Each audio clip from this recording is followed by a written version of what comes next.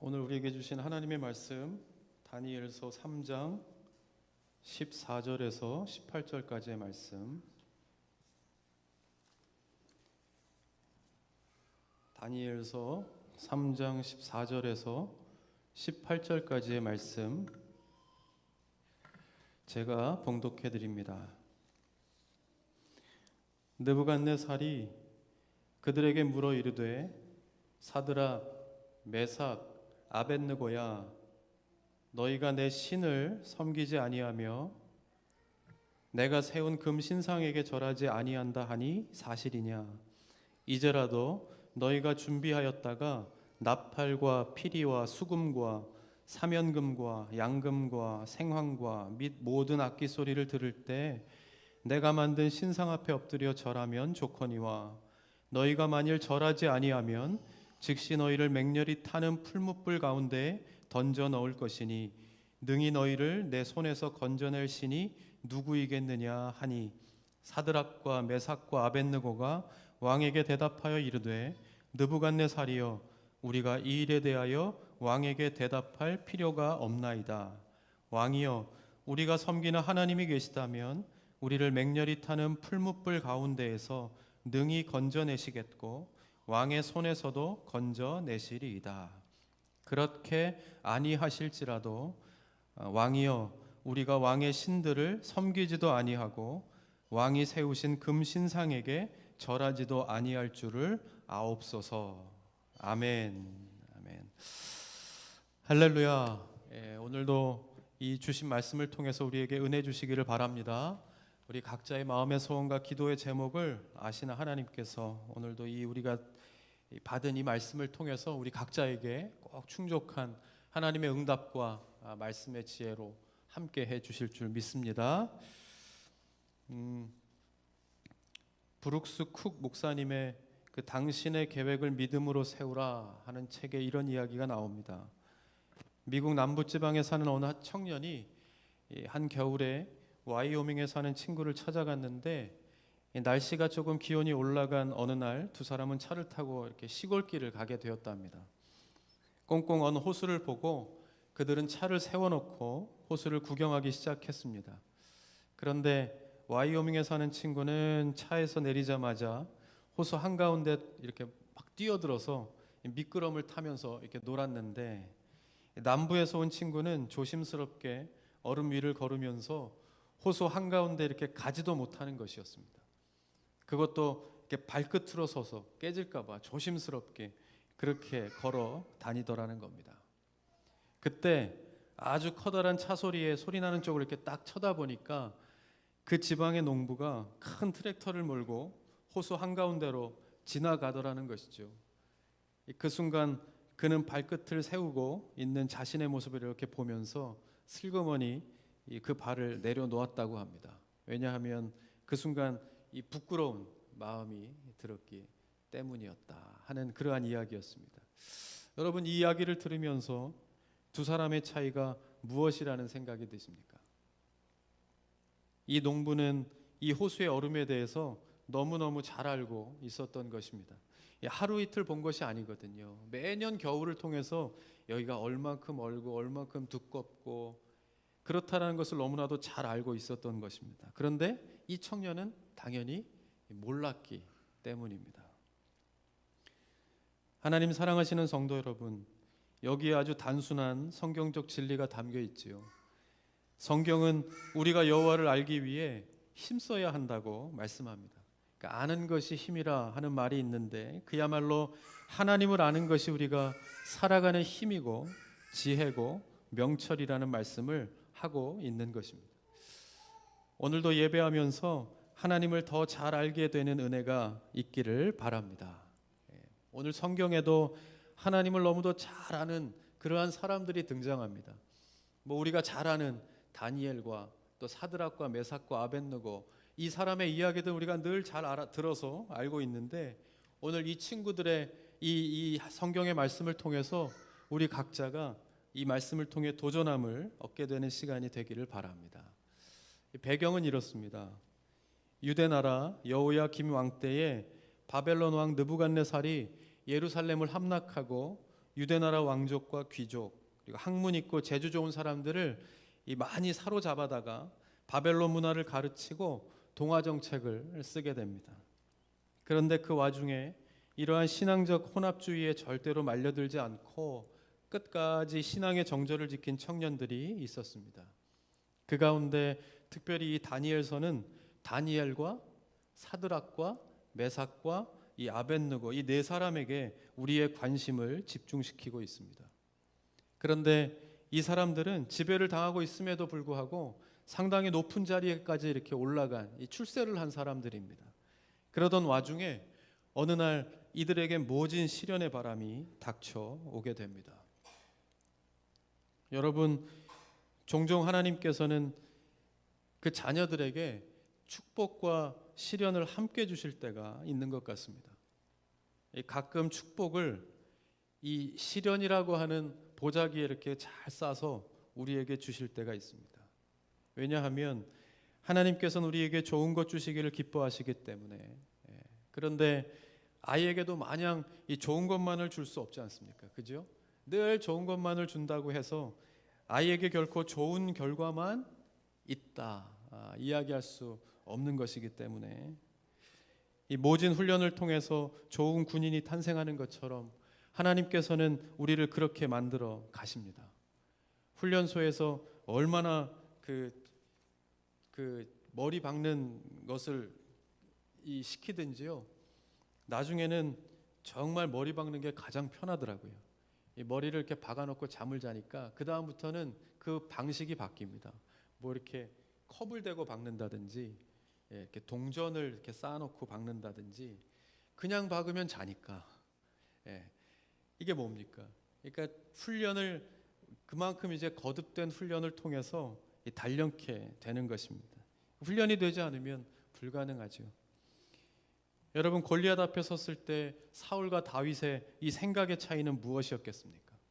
사울은 골리앗 앞에 섰을 때 골리앗이 덩치가 너무 커서 도저히 이길 수 없다는, 그래서 덩치가 너무 커서 그래서 도저히 이길 수 없다는 결론을 내립니다. 그러니까 사울이 만난 현실의 문제가 이 사울이 가진 믿음의 크기보다 훨씬 더 컸다는 것을 증명해 주는 것이죠. 그러나 소년 다윗은 골리앗 앞에 서서 물맷돌을 돌리면서 무슨 생각을 했겠습니까? 와, 관역이 너무 크다. 맞힐 데가 너무 많다. 그동안에 내가 깡통만 맞히고 막 이렇게 다니는 새들만 맞히고 가지를 맞히고 돌을 맞히고 막 이랬었는데, 와, 대충 던져도 맞겠네. 그러니까 다윗의 삶이, 인생의 과정이, 그 훈련이 다윗을 그렇게 단련케 했다 하는 것입니다. 믿음의 사람은 하나님을 크게 보는 사람입니다. 여러분, 어떤 시련을 만났다 하더라도 내게 있어서 그 문제보다 하나님이 더 크게 보인다고 하면 절대로 좌절하거나 실망할 필요가 없습니다. 하나님께서 그 믿음을 보시고 반드시 그 시련이 축복이 되게끔, 말씀드린 것처럼 그 꼭꼭 쌓았던 보자기를 싹 풀어서 그 안에 얼마나 값지고 아름다운 축복이 그 안에 담겨 있는가를 분명히 우리의 믿음을 통해서 증명해 볼 수 있게 해주실 줄 믿습니다. 다니엘과 그 친구들에게 닥친 시련이 무엇인가 한번 보면요, 느부갓네살은 바벨론 제국의 권위와 왕의 위엄을 드러내기 위해서 이 거대한 금신상을 세웁니다. 두라 평지, 이 넓은 평지에다가 한 7층 높이에 달하는 금신상을 만들어 놓고 제막신 날부터 모든 신하와 백성들이 다 나와서 그 금신상 앞에 절을 하도록 명령을 내립니다. 이것을 어기면 풀무불에 던져지는 형벌을 받게 되는 것이었습니다. 드디어 이 제막식 날이 되었습니다. 사람들은 온갖 악기 소리에 맞추어서 왕명에 따라 춤을 추며 그 앞에 나와서 신나게 절을 하기 시작했습니다. 이 점점점 순서가 다가옵니다. 어떻게 해야 될까? 이 사드락과 메삭과 아벳느고의 순서가 점점 다가옵니다. 그 순서가 되었는데 어떻게 했을까요? 사실 뭐 이렇게 보면 이 사람들은 상대가 되지 않는, 뭐 이런 것조차도 고민할 필요가 없는 상황 아니겠습니까? 뭔 고민이 필요했겠습니까? 그죠? 바벨론이라는 대국의 이 군주의 권위 명령 그 명령 앞에서 절하라 하면 하는 것이죠. 이 한나 패전국의 청년 포로들이 뭔 고민에 이 갈등이 있었겠습니까? 그죠? 그런데 이 청년들은 끝내 그 금신상 앞에 절하기를 거절합니다. 거절합니다. 이 청년들은 눈에 보이는 바벨론의 권위보다 보이지 않는 하늘의 하나님의 권위, 그 하나님을 더 크게 볼 줄 아는 믿음의 사람들이었다 하는 것을 알 수 있죠. 여러분, 물론 이 시련이라는 것이 우리의 믿음을 단단하게 만들어주기도 하지만 성경의 또 다른 이 시각은 이 시련을 감당할 수 있는 사람들에게 주신다는 겁니다. 고린도전서 10장 13절, 사람이 감당할 시험 밖에는 너희가 당한 것이 없나니 오직 하나님은 미쁘사 너희가 감당하지 못할 시험당함을 허락하지 아니하시고 시험당할 즈음에 또한 피할 길을 내사 너희로 능히 감당하게 하시느니라. 아멘. 시련을 감당할 만한 사람에게 감당할 수 있을 즈음에 주신다. 그뿐 아니라 피할 길을 내사 이렇게 말씀하면 이게 무슨 말이겠습니까? 첫째로는 그때마다 은혜를 주신다는 말씀입니다. 시험을 주실 때 그것을 이길 수 있는 능력이 하나님께 있음을 깨닫게 하는 은혜까지도 주님께서 준비하셔서 우리에게 주신다 하는 것이죠. 절대로 그것을 혼자 감당하고 혼자 이겨내는 것이 아니라 내가 너와 항상 함께한다는 증거를 그것을 통해 우리에게 주시는 하나님이시라. 할렐루야. 그것을 말씀하는 겁니다. 두 번째는요, 그 자체에, 그러니까 우리에게 시련을 주셔서 우리를 괴롭게 하고 고롭게 하는 그 자체의 목적이 있는 것이 아니라는 겁니다. 그래서 시련을 주시는 것이 아니라 시련을 주시는 목적에 대해서 그 바로 다음 절에 고린도전서 10장 14절에 이렇게 말씀합니다. 같이 한번 읽죠. 시작. 그런즉 내 사랑하는 자들아 우상 숭배하는 일을 피하라. 시작하면 나와야 돼. 방송실이 조금 멀어져서 오는 동안에 시간이 좀 걸립니다. 그런즉 내 사랑하는 자들아 우상 숭배하는 일을 피하라. 피하라. 그러니까 하나님께서는요, 우리가 하나님만을 섬기는 자 되기를 바라십니다. 야, 나만 좀 사랑할 수 없겠냐? 내가 이만한 증거를 너에게 매번 보여주었음에도 불구하고 아직도 이것을 재고 이리 재고 저리 재고 섬길까 아니 섬길까 고민하는 우리의 모습에 아파하시는 하나님의 마음이 여기에 그대로 담겨 있는 것입니다. 이 세 사람의 청년의 선택의 기로는요, 사실 현대를 살아가는 우리들이 시시때때로 아니요, 매 순간 부딪히는 갈등과 시험이 아닐 수 없습니다. 이렇게 금신상 앞에 절을 할까 말까 하는 이렇게 거대한 어떤 문제가 아닐지라도 우리는 매 순간 하나님과 세상의 사이에서 견주고 비교하면서 고민하고 갈등하며 살아가시지 않습니까? 하나님의 보좌도 잃지 않고 바벨론의 왕좌도 잃지 않는 그야말로 두 마리의 토끼를 다 잡을 수 있는 방법은 없겠는가? 하나님도 세상도 다 위민할 수 있는 방법은 없을까 고민합니다. 오늘 다니엘의 이 세 친구가 우리에게 주는 메시지는 뭡니까? 하나님을 섬긴다는 것이 무엇인지를 아주 극명하게 보여주는 것입니다. 우리가 하나님을 섬길 때 어떤 마음의 자세로 섬겨야 할 것인가? 우리가 세상에서 살아가고 여러 가지 문제로 고민하고 갈등하고 그래서 주님께 대한 믿음이 점점 희미해져서 점점 보여지지 않을 이때쯤에 극명하게 확실하게 하나님을 섬기고 하나님을 선택하고 믿음으로 산다는 것이 어떤 것인지에 대해서 이 세 사람의 모습을 통해 우리에게 다시 보여주고 있는 겁니다. 여러분, 이 모습을 통해서 나의 믿음의 확고함을 오늘 하나님 앞에 고백할 수 있는 은혜가 있기를 바랍니다. 여러분, 어떻게 하나님을 섬기고 계십니까? 하나님을 섬긴다 하면서도 여전히 다른 것이 하나님 섬김의 기준이 되고 있지는 않습니까?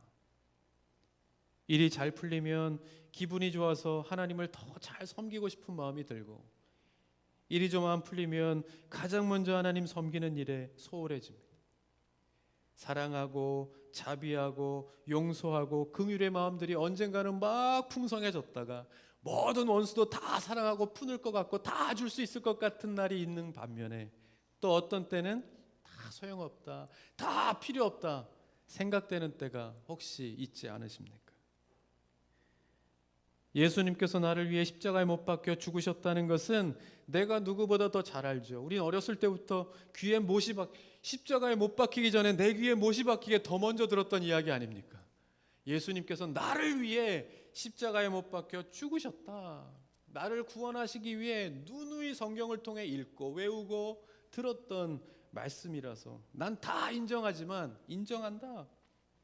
그러나 여전히 나는 내가 하고 싶은 것, 먹고 싶은 것 뿐만 아니라 내가 마음에 들지 않는 그 어떤 것도 용납하거나 용서할 수 없는, 내 삶에는, 내 기분에는, 내 결정에는, 내 인생에는 전혀 영향을 미칠 수 없는 그런 예수님의 복음을 붙잡고 살면서 여전히 내가 내 삶의 주인으로 살아가는 그리스도인들이 얼마나 많은지 모릅니다. 이렇게 준비하다 보니까 저도 그 속에 속할 수 있겠더라고요. 이 자리가 아니면 여러분, 그야말로 이렇게 아름답게 만들어진 이 제단을 통해 하나님의 은혜가 여러분들의 삶에 막 흘러나가는 그러한 지성소가 될 수 있기를 주님의 이름으로 간절히 축복드립니다. 아름답죠? 예, 아름답죠. 이런 곳에 섰을 때는 저도 제 마음이 하나님을 향하고 막 이렇게 굳건해지고, 그렇지만 우리가 또 이곳을 벗어나면 우리의 마음이 해이해지고 믿음에서부터 멀어지는 것을 우리는 늘 경험하면서 사는 사람들 아닙니까? 오늘 이 세 주인공은요, 이러한 상황 속에서 우상이 아닌 하나님을 선택하기로 결정한, 하나님을 선택한다는 것이 내게 있어서는 어떤 의미인지, 여러분 여기에서 이 세 친구를 통해 우리를 한번 비추어 볼 때 이 사람들이 금신상 앞에서 그것을 선택하지 않고 나는 하나님만 경배하겠노라고 그렇게 이야기할 수 있는 그 결정이 나에게 있어서는 어떤 의미인지를 한번 생각해 보시자는 거예요. 나의 삶 속에서는. 여러분, 여기서 하나님을 선택한다는 것은 나는 죽겠다 하는 것과 마찬가지입니다. 그렇지 않습니까? 죽음을 선택하는 것과 같습니다. 반대로 그냥 우상을 선택한다는, 눈 한번 딱 감고 이렇게 절을 한다는 것은 사는 것입니다. 죽음을 면하는 것입니다. 우상을 선택하면 생명을 얻는 길인데 이 사람들은 죽음의 길을 선택합니다. 웃기지 않습니까? 말이 안 되지 않습니까? 예수님께서 무리를 걸어오시는 것을 보고 베드로가, 다른 사람들은 막 무서워서 야 귀신이다 유령이다 하는데 베드로는 딱 주님인지를 알아보고 어떤 생각을 합니까? 나도 걷게 해달라고. 나도 걷게 해달라고. 그러니까 예수님께서 그 말씀을 딱 듣고 기쁘셨죠. 내게로 오라 말씀하십니다. 그래서 베드로가 이제 물 위를 걷고자 하지요. 그런데 여러분, 예수님께서 걸어오라 이렇게 말씀은 하셨지만 그 말씀대로 물 위를 내가 걸어 나가는 것은 또 다른 문제입니다. 또 다른 문제입니다. 말씀을 들어서 기뻤겠죠. 응답을 받으면 좋겠죠. 그래서 우리가 기도하지 않습니까? 응답해 주십시오. 이 문제가 해결되기를 원합니다 했을 때 응답이 딱 왔는데 응답을 받은 것과 그 응답대로 행하는 것과는 또 다른 문제라는 겁니다. 그것을 잘 생각해야 합니다. 응답을 주시면, 이루어 주시면 우리가 얼마나 많이 하는 약속입니까? 여러분, 배에 있으면 우리는 사는 겁니다. 배가 왜 만들어졌습니까? 물에서 살기 위해, 무언가를 하기 위해 배가 만들어졌는데, 그러나 배를 벗어나서 바다 한가운데로 나아간다는 것은 뭡니까? 죽는 것과 같은 것입니다. 여러분, 밤바다 보셨습니까? 전에도 얘기했지만 제가 군에 가기 전에 처음 동해 바다를 한번 갔습니다. 군에 가기 전에 내가 죽기 전에 바다라도 한번 보자. 그래 그런 마음으로 바다에 딱 갔는데 처음 딱 바다를 보는 그 마음이 무섭다 하는 마음이었습니다. 끝이 없이 이렇게 쫙 파도가 치는 망망대해를 이렇게 딱 바라보는 막 파도가, 서해하고는 또 틀리지 않습니까? 그죠? 파도가 막 치는데 처음 느낌이 무섭다 하는 느낌이었습니다.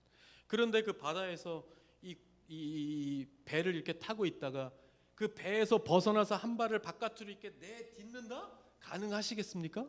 믿음으로 가능하시겠냐는 거예요. 응답은 받았어요. 나로 하여금 걷게 해주십시오. 제발 걷게 해주십시오라고 아주 간절히 기도해서 응답을 받았어요. 내게 오라. 받은 것과 내가 배 밖으로 발 디딛고 그 망망대해에 막 파도가 쳐오는 거기에 배를 버리고 나서는 것은, 주님을 따라 나서는 것과는 별개의 문제라는 거예요. 가능하시겠습니까? 그때 베드로는 주님을 따라가기로 결정합니다.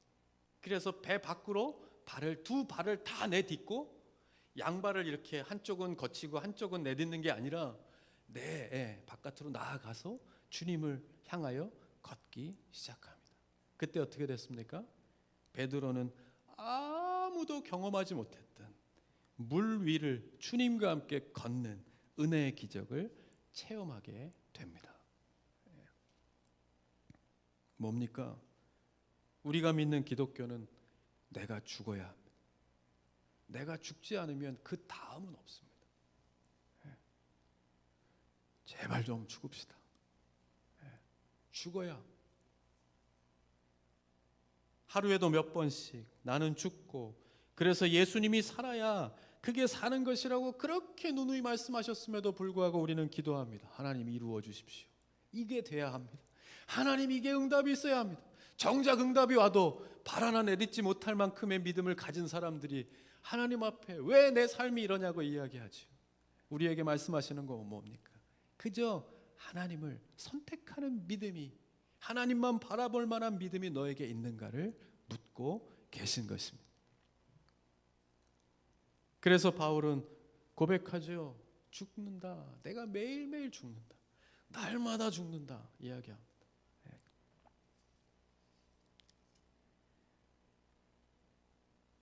그럴 때 우리가 크신 은혜를 체험할 수 있습니다.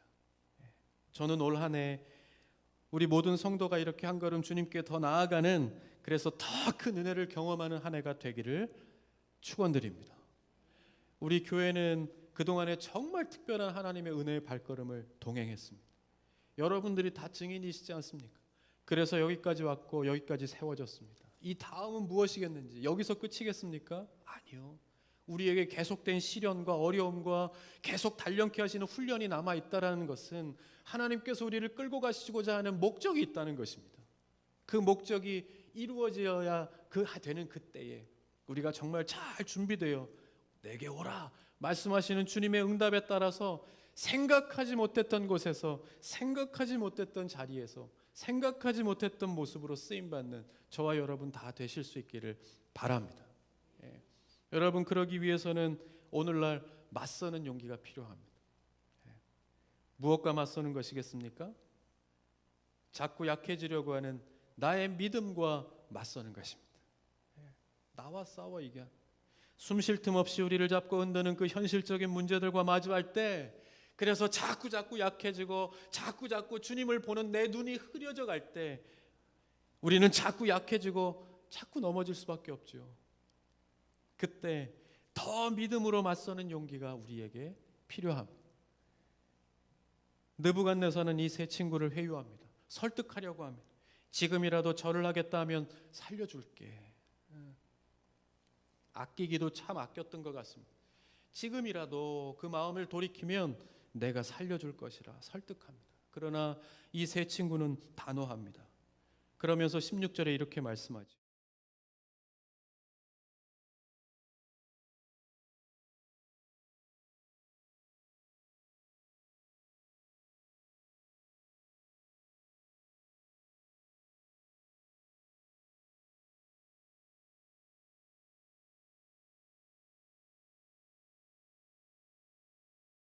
견고하다. 그러면서 17절에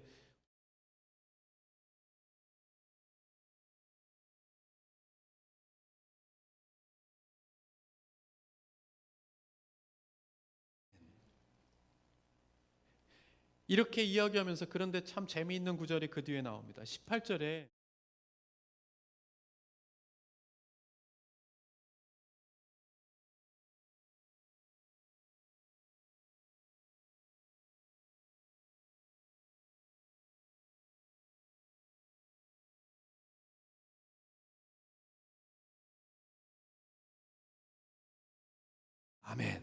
이것이 우리가 잘 아는 구절 아니겠습니까? 그리 아니하실지라도, 그렇게 우리를 살려주지 아니하실지라도 하면서 말씀하는 것인데요, 이 말씀을 계속 묵상하다 보면 여기에 담겨져 있는 이 세 친구의 마음을 조금 알 수 있습니다. 어떠한 마음입니까? 자신들이 풀무불에 던져졌을 때 이 사람들은 알았던 것입니다. 자기들이 풀무불에 이렇게 던져지면 거기에서 다시 살려낸다. 이렇게 풀무불을 보면서, 와, 거기 보면 뭡니까? 거기 이렇게 불을 지피는 사람이 옆으로 지나가면 다 탔다고 얘기합니다. 그 정도로 뜨거운 곳인데, 이렇게 보면서 우리가 저기에 던져지면 하나님께서 건져주시기 전에 타버리겠구나. 이거는 하나님이시라고 할지라도 불가능하겠구나 하는 마음이 들지 않았겠는가 하는 것입니다. 그래서 고백하면서 이렇게 바로 이야기합니다. 그렇게 하지 아니하실지라도, 못하실지라도, 그래서 우리가 다 타서 여기서 죽는 일이 벌어진다 해도, 그래도 우리는 여전히 하나님 외에 다른 어떤 것에도 절을 하지 않을 것이라 고백하는 것입니다. 왜요? 근데요, 이들에게는 그것보다 더 큰 이 두려움을 뛰어넘게 하는 믿음이 이들 안에 있었어요. 뭡니까? 지금까지 역사적으로, 민족적으로, 개인적으로 하나님께서 베풀어 주신 은혜가 어떠하다는 것을 이들은 너무나도 잘 알았던 겁니다. 그동안에 나를 인도하시고 붙잡아 주시고, 쓰러졌을 때 일으켜 주시고 위로해 주시고 그랬던 것이 내가 지금 이 순간 저 풀무불에 던져져 한순간에 타는 죄가 되어버린다 할지라도, 지금까지 내게 주신 은혜는 내가 다 갚을 수 없을 만큼 크신 은혜라는 사실을 이 세 사람은 공히 그의 믿음의 삶을 통해서 증거로 갖고 있었던 것입니다. 여러분, 우리도 마찬가지입니다. 하나님께서 우리에게 얼마나 많은 은혜를 주셨는지 모릅니다. 또 얼마나 많은 은혜 주시기를 지금도 바라시는지 모릅니다. 여러분, 약해지지 않고 더 강한 믿음으로 이 다니엘의 세 친구처럼 그리 아니하실지라도, 그렇게 하지 아니하실지라도 그러한 믿음을 갖는 저와 여러분 되시기를 바랍니다. 그리 아니하실지라도, 그리 아니하실지라도, 따라하십시다. 그리 아니하실지라도, 그리 아니하실지라도. 여러분들에게는 그리 아니하실지라도 나는 하나님을 붙잡겠습니다 하는 그것은 무엇입니까? 이 그리 아니하실지라도에 대한 신앙을 이렇게 한번 생각해 보면서 결론적으로 이런 생각을 한번 해봤습니다. 예전에 어떤 프로골프 선수가 미국 PGA 진출하면서 자격 시험을 보는데 합격을 한 거예요. 그러면서 이제 인터뷰를 하는데 이런 이야기를 합니다. 자기가 이 PGA에 와서 이렇게 합격을 하게 된 것은 이 어머니의 기도 때문이었다. 이렇게 기도합니다. 많은 사람들이 감동을 합니다. 그죠? 보는 사람들이 다 감동했죠. 와, 하나님께 기도했구나 생각했는데, 그 후에 한 1년인가 2년이 지나서 이 친구가 PGA에서 이제 몇 승을 하고 나서 다시 인터뷰를 하는 그러한 이 순간이 있었습니다. 그때 어머니가 이제 인터뷰를 하는데 이런 이야기를 합니다. 부처님께서 내 기도를 다 들어주셔서 그저 감사할 뿐이라고, 우리 아들 잘 되게 내가 빌었던 거 다 들어주셔서, 그렇게 인터뷰를 하는 것입니다. 그러니까 이 아들이 경기가 있는 날이면 새벽같이 절에 올라가서 뭘 한다 그러죠? 막 이 불공을 열심히 기도를 드렸다 하는 것입니다. 여러분, 근데 이것을 보면서 우리가 알 수 있는 것은요, 인정할 수밖에 없는 것은 무슨 지극정성으로 무엇인가를 이루어내고자 우리가 이렇게 드리는 기도는 우리만의 것은 아닙니다. 그죠? 누구나가 다 기독교 하나님을 믿지 않더라도 정말 정성스럽게 우리 어머니들이나 다른 어떤 사람들도 다 그것을 이루어내기 위해서 지극정성으로 빕니다. 모든 종교, 그러니까 수능 시험을 보러 가도 그렇지 않습니까? 옛날에 막 이렇게 철문에 막 엿붙여 놓고 붙잡고 어머니들이 거기서 눈 오는데 기도하고 막 이렇게 이거 이렇게 돌리면서 기도하고 한참 시험 끝날 때까지 더 정성스럽게. 근데 그거 보면요, 그래도 우리는 좀 나옵니다. 우리는 서서 눈만 감고 이렇게 손만 모으고 기도하면 되는데 그분들은 앉았다, 일어섰다, 손도 올렸다 막 하는 거 이렇게 보고 막 이렇게 그 뭐 100몇 번을 하고 막 이렇게 하는 것을 보면서 훨씬 더 어려워. 예전에 그 어르신들이 새벽에 이렇게 정한수 떠놓고 막 새벽에 이렇게 빌고 하는 그런 것들을 보면 훨씬 더 어려운 환경 속에서 더 극진하고 정성스럽게 기도하는 모습을 우리가 보지 않습니까? 그것을 보면 차이는 뭡니까? 그럼 차이가 뭡니까? 우리가 하나님 앞에 기도하는 것과 이렇게 더 우리보다 더 정성스럽게 기도하는 이 사람들의 차이는 뭐냐 하는 거죠.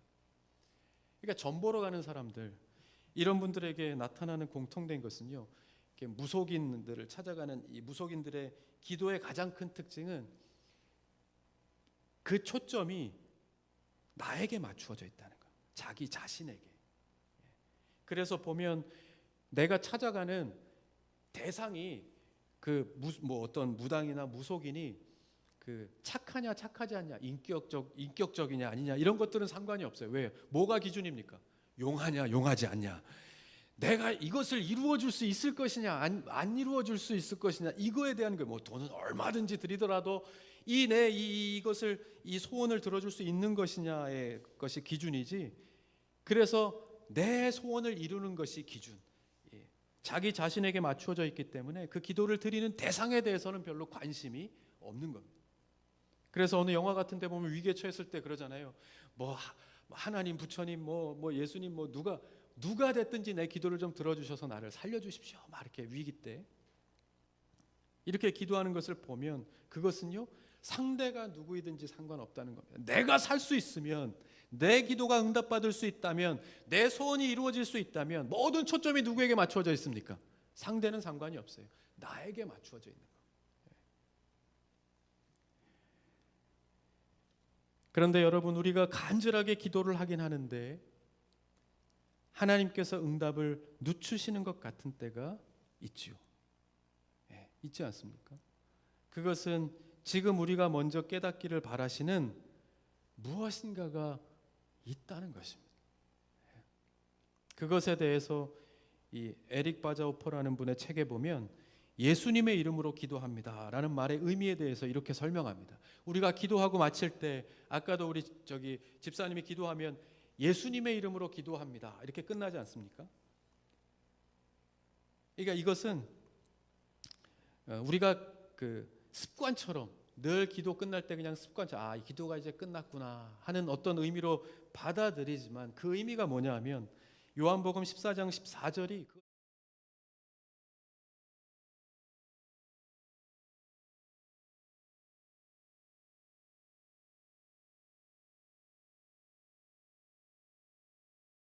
구절은 뭡니까? 내가 구하면 행하리라가 아니라, 내 이름으로 무엇이든지 구하면, 여기서 중요한 것은 내 이름으로입니다. 이것이 무슨 말씀이겠습니까? 우리 주님은 그냥 내 소원을 그냥 우리가 간절히 구하면 그 어떤 것인지 다 뿅 나타나서 이루어 주셔서 우리를 기쁘는 삶을 살게 하시는 그런 분이 아니라, 이 말씀을 통해 우리에게 주시는 것은 우리 주님은 내 기도 속에 개입하시기를 원하신다 하는 겁니다. 관계하시기 원하신다.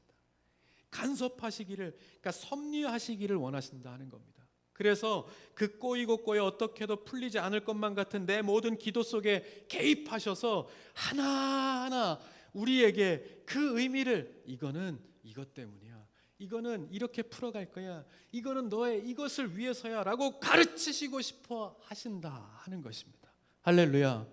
다르지 않습니까? 달라도 완전히 다르지 않습니까? 그러므로 여러분, 우리가 기도하고 예수님의 이름으로 기도합니다 하고 고백하면서 그때마다 우리가 기억해야 할 것은 이 기도에 응답해 주시는 분도 하나님이시지만 그 기도가 가능하도록 이루어지도록 하시는 분이 하나님이십니다 하는 믿음의 고백을 예수님의 이름으로 고백해야 하는 것입니다. 그래서 우리가 기도할 때 예수님의 이름으로 기도합니다 이렇게 하면 아멘 하는 것도 그 기도가 응답되고 이루어지기를 원합니다 하는 우리의 간절한 바람이 가장 먼저 담겨야 하겠지만, 더 중요한 것은, 우리가 기억해야 할 것은, 이 기도의 내용은 나의 기도, 우리의 기도를 드렸지만, 우리 교회의 기도, 우리 지역의 기도, 우리 나라의 기도, 내 자녀의 기도, 내 계획의 기도를 드렸지만, 예수님의 이름으로 기도를 드리는 순간 그 모든 개인적인 생각, 개인적인 욕심, 우리의 부족함, 연약함, 나를 위해 드렸던 그 부족함들을 다 가리워 주시고, 여러분, 우리의 뜻대로 되는 것이 뭐가 있던가요?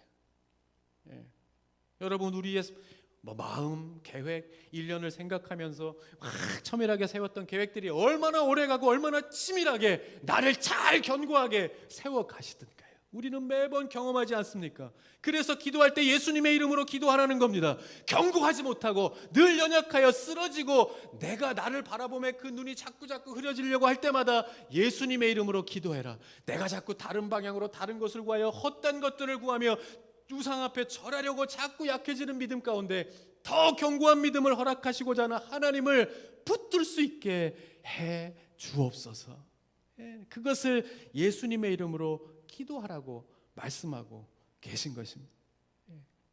그 모든 것까지 하시는 하나님께서 그 기도 가운데 개입하셔서 정말 하나님이 기뻐하시는 기도, 정말 예수님의 영광이 드러나는 나의 기도가 되게 하여 주옵소서. 정말 하나님이 기뻐하시는 기도, 정말 예수님의 영광이 드러나는 기도가 되게 하여 주옵소서. 이렇게 아멘, 그래야 제 대사가 된다니까요. 참 자꾸 까먹잖아요. 여기 그렇게 적게 아멘 한 다음에 나오는 대사가 있다니까. 다시 하십시다. 끊고 갑시다. 그 모든 것까지 하시는 하나님께서 그 기도 가운데 개입하셔서 정말 하나님이 기뻐하시는 기도, 정말 예수님의 나의 것은 다 빠지게 하시고 오직 하나님의 교회와 하나님의 뜻을 견고하게 세워가는 그러한 기도가 되게 하여 주옵소서. 그 마음이 담겨져 있어야 합니다. 그것이 바로 그리 아니하실지라도의 신앙인 겁니다. 신앙인 것입니다.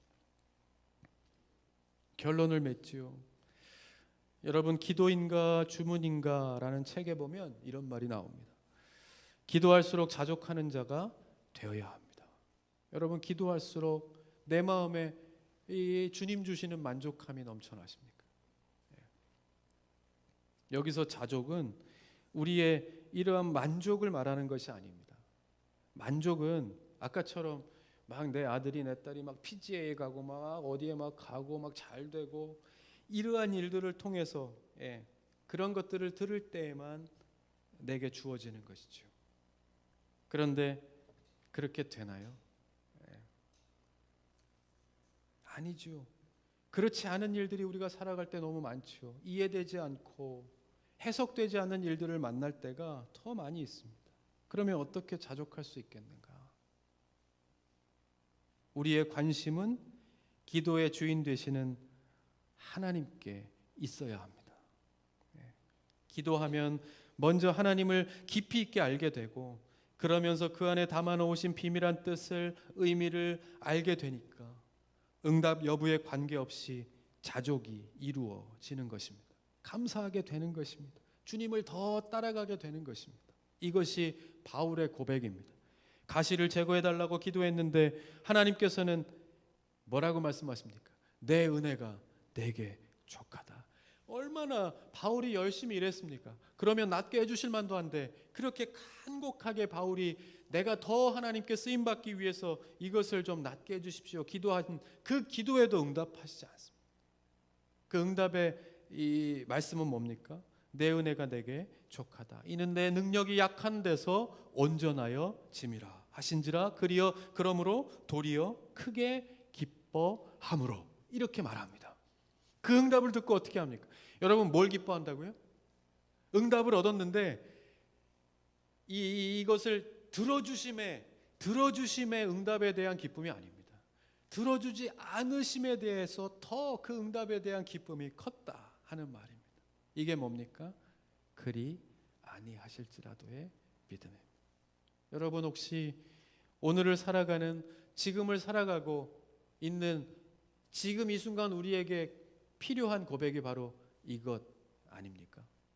그리 아니하실지라도 내가 주님만 바라보고 여기까지 오게 하신 주님의 은혜를 기억하며 감사하고 예배하는 사람으로 서기를 원합니다. 그러면 여러분들의 지금의 삶의 모든 상황들을 아까 처음에 이야기했던 것처럼 지금은 시련의 보자기, 보잘것없는 시련의 보자기를 이렇게 꽁꽁 쌓아서 잘 풀리지도 않게 묶고, 야 이걸 어떻게 푸냐, 손톱도 없는데 이걸 어떻게 풀지? 막 풀려고 손에 피가 나고 어렵고 이해되지 않고 왜 이렇게 꼭꼭 묶어 놓으셨나? 또 이걸 풀고 있는 내 자신도 참 한심하고 막 그렇게 보이는 상황에 있다 할지라도 뭡니까? 우리가 그것을 믿음의 눈으로 바라보며 하나님은 지금까지 한치의 오차도 없이 내 삶의 발걸음을 맞추어 지금까지 이르게 하신 하나님이신 줄 믿습니다. 그 하나님께서 늘 매 순간 그리 아니하실지라도 나는 하나님을 선택하고 예수님의 이름으로 기도하며 내가 만족합니다, 자족합니다 하는 고백이 있을 때 분명히 그 한 올 한 올의 그 보자기를 다 끌어주셔서 분명히 그 안에 나를 위하여 예비하신 값진 축복의 열매를 내가 받아 누리게 해주실 줄 믿습니다. 할렐루야, 할렐루야. 그 할렐루야를 외치며 주님 내가 여기 있습니다 고백하는 날이 이룰 수 있게 해주실 줄 믿습니다.